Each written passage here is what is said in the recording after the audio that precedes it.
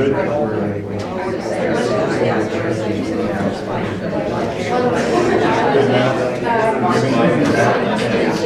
Okay, I think we're going to start here so that we can get this underway and everybody has a chance to speak tonight. My name is Robert Cicero. I'm Vice Chairman of the Kentucky Public Service Commission. I'd like to welcome everybody here tonight for this public hearing. With me tonight is Commissioner Dr. Talina Matthews. Unfortunately, Chairman Smith couldn't make it tonight, but obviously he pays attention to all the comments and he has the video, which is why we record this for the public record. We are accompanied tonight by several members of the PSC staff. They are Mary Beth Purvis, Sarah Jankowski, Zach Rippey, Ben Bellamy, Andrew Malakinovic, Anthony Herod, and James Rhodes. And we're here tonight for taking public comments on the application of Duke Energy Kentucky for approval of an adjustment to its electric rates, case number 2019-00271. If you were here for the earlier informational session, you heard about this rate application in greater detail and also received an explanation of the process that will be used by the PSC to reach a decision in this case. And I sat through part of the earlier presentation. Andrew has done a great job for the Commission for several years. He's actually going to retire in March, so this will probably be the last time you get a chance to hear Andrew speak. So thank you, Andrew, for your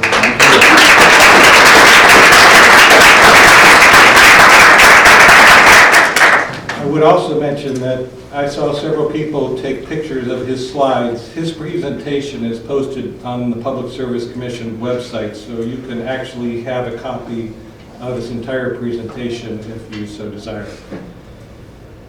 To reiterate what was explained earlier, the PSC is required to apply a fair, just, and reasonable standard in protecting the interests of both ratepayers and the utility within the scope of regulatory powers conferred upon it by the state legislature. What this basically means for investor-owned utilities such as Duke is that in exchange for providing reliable electricity at a reasonable price, they are permitted the opportunity to earn a fair rate of return on their investment. I'd like to emphasize it's an opportunity. The Commission does not guarantee any utility a rate of return. It's the PSC's responsibility to ensure that the cost of the utility presents for inclusion in their electric rates are fair, just, and reasonable to the ratepayer. However, by legislative statute, we cannot arbitrarily deny a utility from recouping those legitimately incurred costs.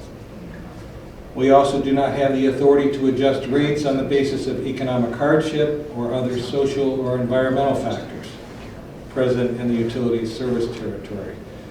If you missed the earlier presentation, again, I would recommend you view it on the PSC website, psc.ky.gov, for a more in-depth explanation.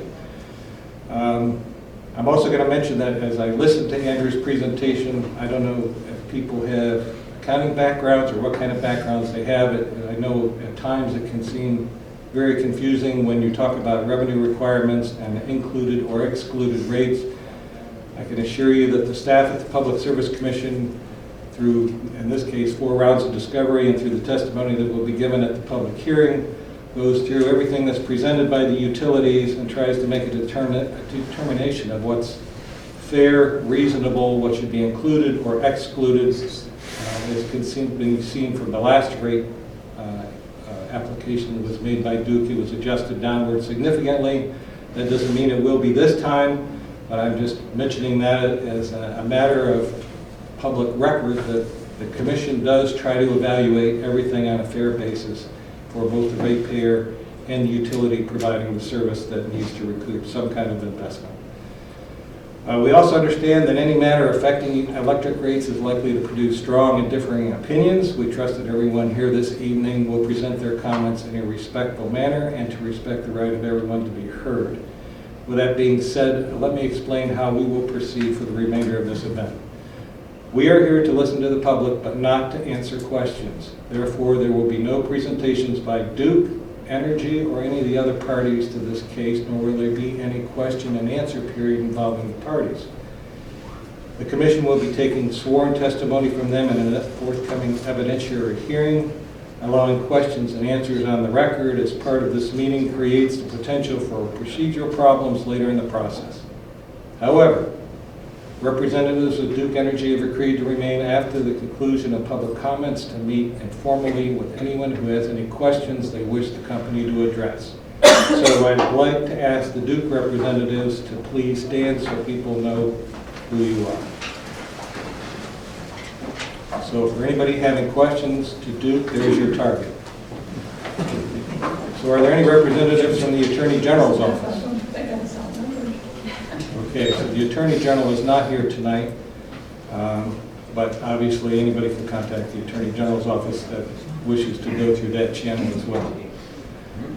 Those of you wishing to speak should have indicated your intention to do so when you signed in this evening. If you have not signed in, please do so, whether or not you intend to speak, so that we may have a complete record of this proceeding. And I think it was mentioned earlier by Andrew that even if you didn't sign up, when we go through everyone that has requested to speak, if you decide at the end that you want to speak, we will allow those people to come up and have an opportunity to speak as well, so that everyone has an opportunity.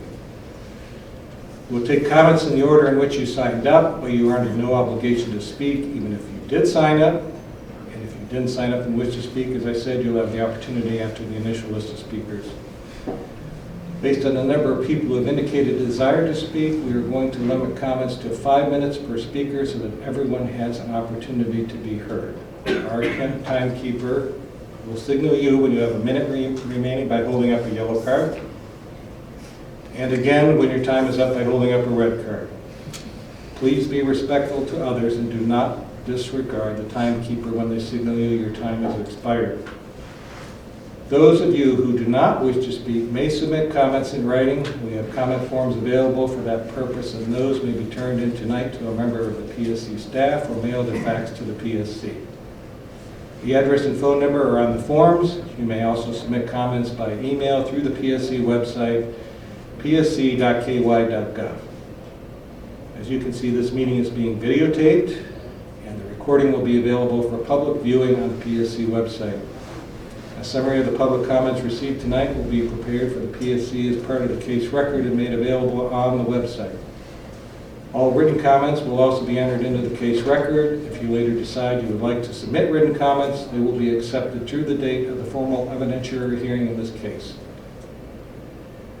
That hearing, during which Duke Energy and other parties will present their cases to the PSC and be subject to cross-examination, is scheduled to begin at 8:30 a.m. Eastern Daylight Time on Wednesday, February 19th at the PSC offices, 211 Sauer Boulevard in Frankfurt, and may last several days. Right now it's scheduled for 3 days. Hopefully we'll make it through in 3 days. The hearing is open to the public and will be streamed live on the PSC website, psc.ky.gov. So 3 important things to remember before we begin. Because the commissioners must rule on the Duke Energy application, we cannot answer questions pertaining to the substance of this case. However, questions you raise during this meeting may well be of assistance to the PSC and staff as we prepare for the evidentiary hearing, and PSC staff will be available after the public comments are concluded to answer any questions you may have regarding procedural matters in this case. I think many people were asking Andrew's questions. He'll still be here to speak to you afterwards if you'd also like. The PSC has jurisdiction only over the rates and services of utilities. We have no jurisdiction over matters such as environmental standards or public health. Those are regulated by a number of federal, state, and local agencies. Therefore, the most helpful comments are those that directly address the merits of the Duke Energy proposal with respect to the size and structure of the requested rate adjustment and the reasons for the adjustment. If you have concerns or questions about service or billing for individual accounts, the most effective way to have those addressed is to speak with a member of the PSC staff after this meeting, or call our toll-free consumer hotline, 800-772-4636 during regular business hours. So when you come up to speak, please state your name and place of residence. And again, please keep your comments to the allotted time so that others may have the opportunity to address the commission. So normally we give any elected officials that are here an opportunity to speak first. Are there any elected officials? Come on down.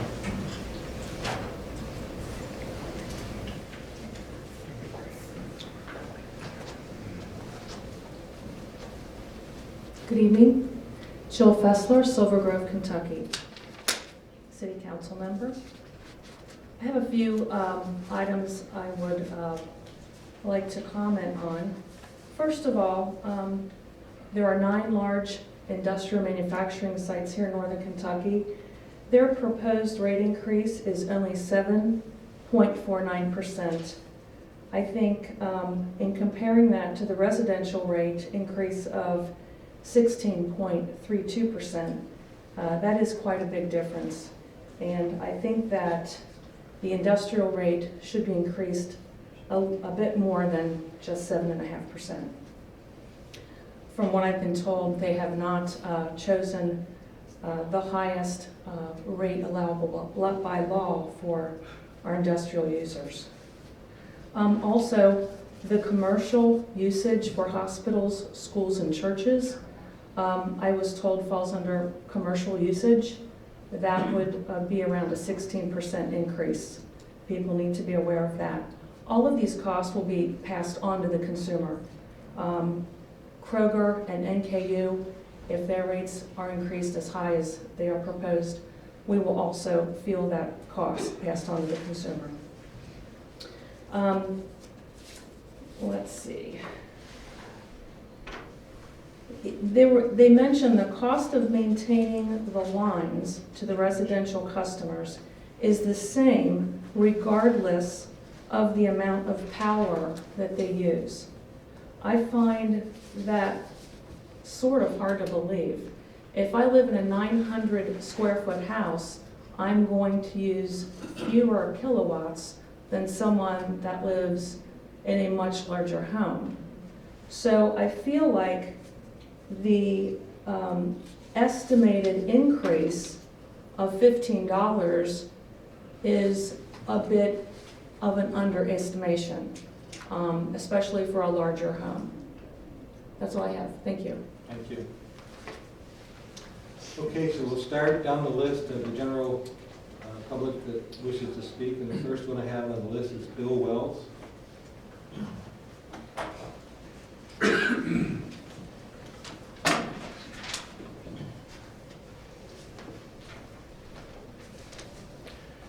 First, I want to thank Robert and Talina for being here, taking our concerns. My name is Bill Wells, and I live at 110 Crystal Lake in Covington, and I do not have Duke Electric. I have Owen County, but I do own an apartment house in Latonda that is served by Duke Electric, and I am also a shareholder in Duke Electric, so I'm on both sides of the fence. My biggest complaint from any of my tenants is always their energy bill, and from time to time, I extend their rent payments so they can make their Duke payments. Nearly every year, there's a 4 to 5% increase in our water bills and our sanitation bills. I try to provide affordable housing for 3 families, and it's getting more difficult every year. When these increases eat up the expenses as well as my tenants' expenses. Is Julia Jansen in the audience? She's the vice president of Duke with a compensation of $2.6 million last year. Is Lloyd Yates in the audience? His compensation was $2.9 million last year. Stephen Young, his compensation was $2.9 million. Dalia Jamar, his compensation was $3.7 million. Is Lynn Good in the audience? CEO of Duke, $13.7 million a year. Duke Energy is paying $400,000 a year for the naming rights of Cincinnati's Convention Center. Why on earth would a utility need to advertise? There's no place else you can get energy from Duke. As I understand, the reason for this 16.2% rate increase is because of an inadequate rate of return on investments. Has anyone in this room received a 16.2% salary increase this year? I don't think so. Putting the burden on the backs of the ratepayers is certainly not fair, just, nor reasonable by any stretch of the imagination. Thank you. Thank you. Vicki Ellis.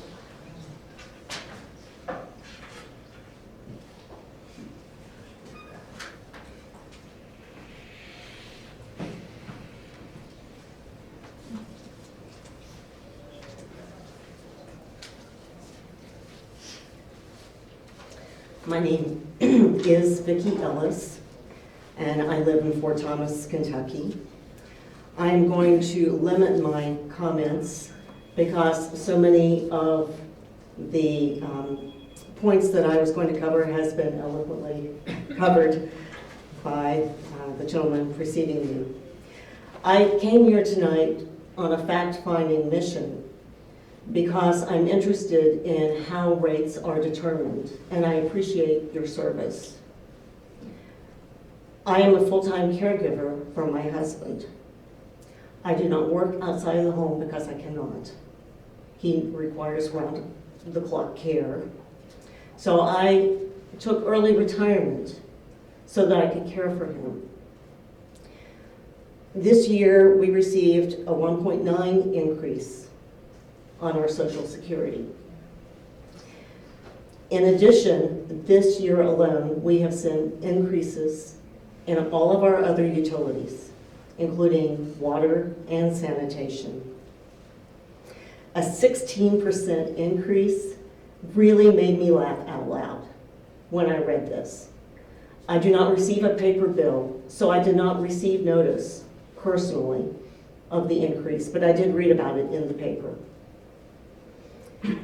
I am still trying to understand how a 16% increase could be justifiable.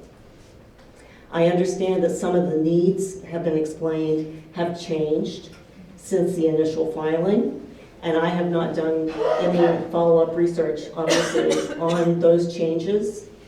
But one of the things that was just mentioned in the presentation was among the things looking to be recovered in terms of rates was new customer service software. And it's been my experience in business that these types of activities and costs are absorbed by the company, not passed on to the consumer. I would ask you to please reconsider this really high rate that's going to be unaffordable for a lot of people. We struggle, but we get by.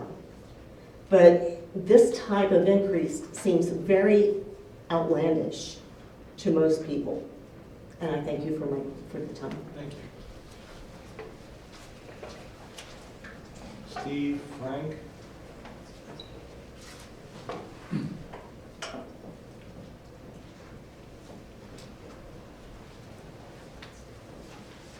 Yeah, again, I want to thank you, Vice Commissioner and Commissioner, for coming here to Northern Kentucky.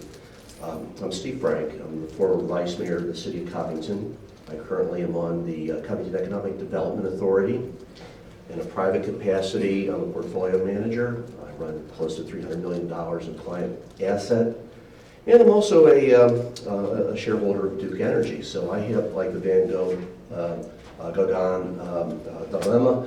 I thank Duke Energy for having record profits this year. With today, the released earnings for 2019, record earnings, record rate returns, fatter dividend checks for us, the shareholders. Very happy about that. On the other hand, I have to balance the issues that confront the city of Covington. And as part of the Economic Development Authority, we're trying to get the county and the city to start its urban renewal and growth. And one of the issues that we're constantly running into is simply the costs of trying to move lines and transmissions. And when we're trying to get these buildings built with the urban renewal, we're not always getting the cooperation we need out of Duke. We get sometimes a lot of happy talk and difficulty, and they go foot dragging, particularly with a couple developments, which I don't want to get into the specifics of. But these decisions are not made in a vacuum. The other thing I would, I guess, like to point out is that the largest cost of a city like Covington, after expenses for salaries and medical costs and pensions, is electricity, for turning on the lights. And you're aware, I'm sure, being part of the government, what a crisis is going on in pensions. Our pension costs are about to compound at 12% a year for the next decade. At the same time, we're seeing increases in costs in our electric bill. My last year in office as a commissioner was 2016. I think we were paying over $90,000 a month to keep the traffic lights and the electric lights around the city on. It's a massive cost relative to any other expense we have. And to think that that's going to increase at anything close to these levels, and I realize different classes of customers are treated differently. I'm not sure what is prepared for cities. But I do want to thank the excellent report that the gentleman who opened the comments on. I learned a lot. My biggest concern was allayed, and that was that of the fuel costs. I looked at the actual record profits and realized that 30% of the cost of power is the cost of the raw material, the fuel that goes into generating our electric base. And, you know, thermal coal has dropped 39%. Well, look at Eastern Kentucky and you understand, 39% drop in their costs in thermal coal. 5 of their 17 plants are coal. 6 are natural gas. That's dropped over 18%. I did not know before tonight that that somehow reflected automatically in the rate base, but it does go into a return on investment calculation, because if these costs are permanently impaired because of fracking, because China isn't buying, because of environmental changes, the coal in Kentucky that is going to be used is going to drop permanently in price, then their ROI needs to be recalculated differently. And I just think, I understand you all are probably on top of that, but I just thought it needed to be brought up here in this forum. Thank you. Thank you. Joe Oka?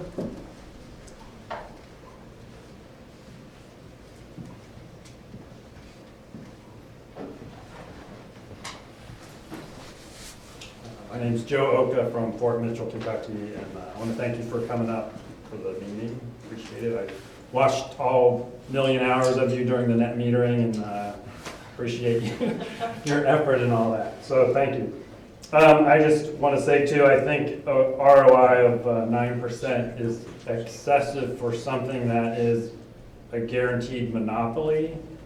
To me, it seems like Duke would be the thing when you're a couple years from retirement, you want to put your money in that's safe, but not at 9%, you're up there with the S&P 500. So I think it's not I think it's not good, because the residential ratepayer pays the most, then they also pay for the commercial and industrial rate through buying the product, because they're going to recover their costs, and keeping the lights on in the city is going to be recovered again by the resident. So really, we pay for everything in one way or another. So I think it'd be nice if that rate of return was low. Thank you. Thank you. Ruth Bamberger? I want to thank you for the opportunity to give our comments this evening. My name is Ruth Bamberger. I live in Ludlow, Kentucky. I believe that an investor-owned utility has a responsibility to treat its stakeholders, customers, shareholders, and staff in a fair and reasonable manner, and at the same time provide safe, reliable energy. Duke Energy's request for a 16.2% electric rate increase is unreasonable.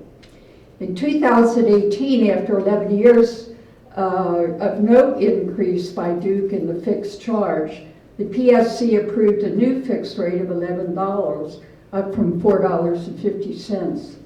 That seemed fair, given the number of years with no increase, as well as changes now taking place in the energy industry. But coming back 2 years later with a 27.3% in the fixed rate to $14 seems out of bounds and disproportionately burdensome to customers. Has Duke explored other alternatives in meeting a viable return on its investment in infrastructure? To what extent are other stakeholders sharing the burden? I live in Ludlow, where the poverty rate in this town of 4,500 is 21.4%. In next door Covington, the rate is 24.7%. Ludlow has a large number of rental units, and 66% of the residents in this housing are below the poverty line. Absorbing such a large rate increase will indeed be a challenge to those on fixed income and low-wage earners. In addition, such a large increase in the base rate creates a disincentive for customers to improve energy efficiency in their homes. I am aware that it is the responsibility of the utility company and not the PSC to determine the affordability factor in rate setting. But I sense that Duke did not consider this factor adequately when it made its request to the PSC. I urge the PSC to request that Duke go back to the drawing board and come up with a more realistic rate request where all stakeholders share the burden.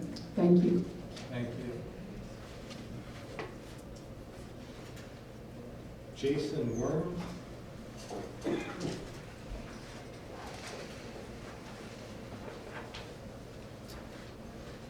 I'm Jason Worms from Fort Wright, Kentucky. I have just three kind of quick points to make. The first one is, and I think this is probably the one that would carry the most weight for me if I was in your shoes adjudicating this matter, is Duke came to the commission 2 years ago asking for a very substantial rate increase.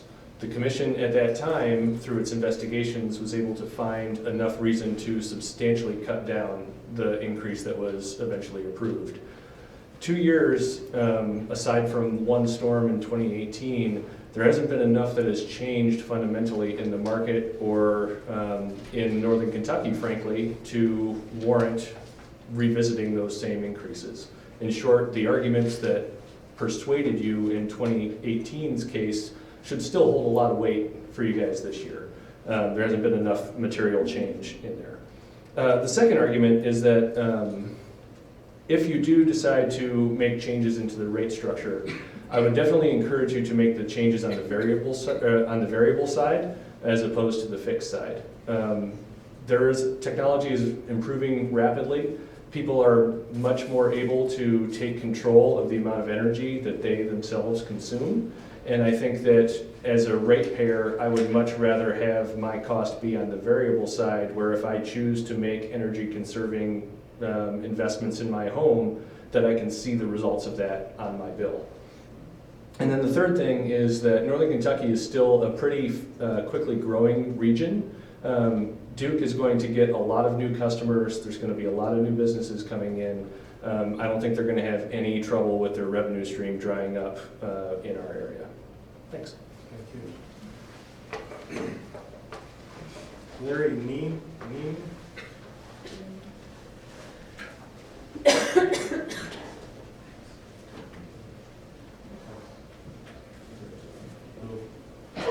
Larry? How about Jeannie? Janine? Yeah. For your request, we're letting you speak last. Please. For your request, we're letting you speak last. I know, thank you. You're welcome. Everybody else covered a lot of very good topics and things that we need to address. I've been doing my homework. I actually was able to be in front of the commission 2 years ago when the electric rate was up, and I was able to spend 3 days at Sauer Boulevard. And I want to compliment the yeoman's job that they do at the Public Service Commission. Thank you. Thank you. And also, I know the Attorney General is also the lawyer for the people, Daniel Cameron, newly elected. I was hoping someone would be here from that group. I just want to thank you. Mr. Commissioner Smith is not here, but I met Mr. Cicero. Thank you. And I believe I met you, Miss Caliana, is that correct? And Andrew, thanks Andrew so very much. I've called him quite a bit 2 years ago. Never forget my name. And also the staff of the Public Service Commission, because they do a yeoman's job. And I just want to give a tip of the hat for the Public Service Commission to come up here organizing and giving a voice to the unknown citizens. That we are called the ratepayers. We have no faces, but I really appreciate that you understand. And also a tip of the hat for Duke Energy and the life-giving heat and electric and gas that they generate to my home. into my community. But I have to give them a wag of the finger for their proposal of a rate of increase of 16.2%. If I were going to write an op-ed, which I probably will, to put it in the paper, I would title it, "The Never-Ending Saga of Duke Energy Requesting Rate Increases and More Money." Duke Energy proposal would increase the monthly bill of, this is the numbers that I've been given to work with, they might have been changed, $15.62 a month. Now you multiply that by 12 and you're getting $187.44. Now, that's just typical. What is typical? I'm a retired teacher. I live alone. And I try to conserve what I'm doing. And I do remember April 2018, Duke requested an increase in electric rates of 17.4%, but PSC gave Duke a lot less than what was requested. And I followed that very closely. Rate increases, and also, I know this doesn't involve the gas rates, but our gas rates have been increased. And I believe, if I'm correct, there's a 4.4% increase of 2019. Then another thing I know that you wanted to make was these smart meters. Nobody wanted those, but we have people that opted out, and they're paying $25 monthly fee to opt out. I would like to see that rescinded and removed. Point 2. Duke Energy of Kentucky is a pure regional monopoly in northern Kentucky. Duke Energy is a cooperation on the Fortune 500 company. It's trading on the stock market as a free market enterprise. I do have Duke Energy stock. I bought it at $15. I wish I would have bought $100,000 worth, because now it's somewhere between $95.